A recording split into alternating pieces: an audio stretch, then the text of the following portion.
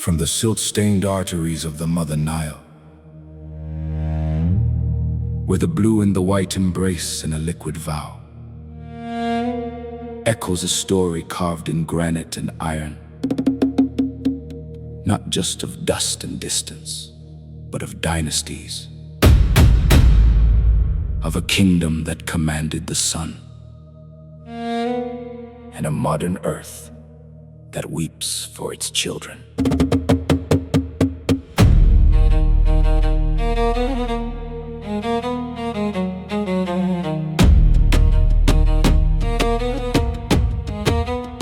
Before the Greek was born, before the Roman drew breath, Kerma rose from the cataracts, a defiance of death. Along the Nile serpentine spine, the Kingdom of Kush took flight, waking the sleeping geography with the surge of Meroitic light. Piye marched northward, a shadow across the sands, to claim the double crown and heal the fractured lands. The 25th Dynasty, Pharaohs of Obsidian hue, restoring the temples of Amun, making the ancient world new. Shift the lens to Napata, then to Meroi's red glow, where the smoke of the iron smelters began to flow. Sudan's sharp pyramids, more numerous than the northern kin, guarding the secrets of kings and the triumphs within. Hark to the Kandake, the warrior queens of the south, with lightning in their eyes and a decree in their mouth. They faced the Roman eagles, they held the desert's gate, a matrilineal legacy that would not bow to fate. The bridge between the desert and the deep, a chronicle of glory that the river tried to keep. From the gold of the ancient mines to the famine of the plains, the spirit of the Kushite blood flows through the modern veins. A rhapsody of iron, a rhapsody of grace, the story of a kingdom and the struggle of a race.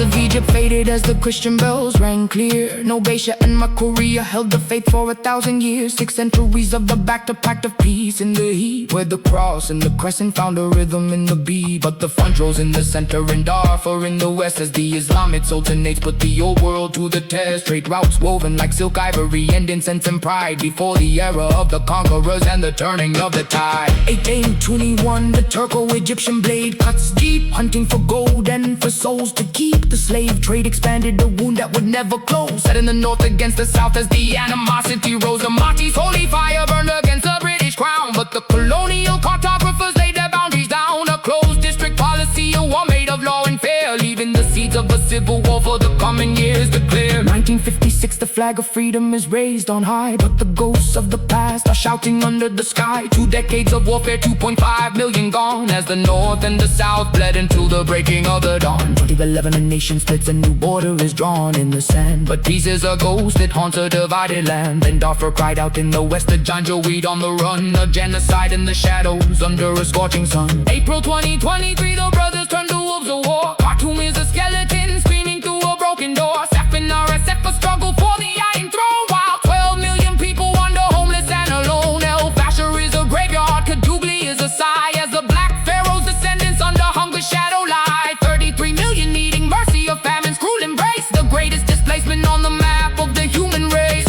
Look to the Nile, it flows despite the blood and fire. It remembers the iron workers and the Kandake's desire. The Kingdom of Kush is not dead, it is buried in the bone of a people who have survived more than the world has ever known. From the ruins of Meroitic to the streets of a future peace, may the rhapsody of Sudan find its long-awaited release.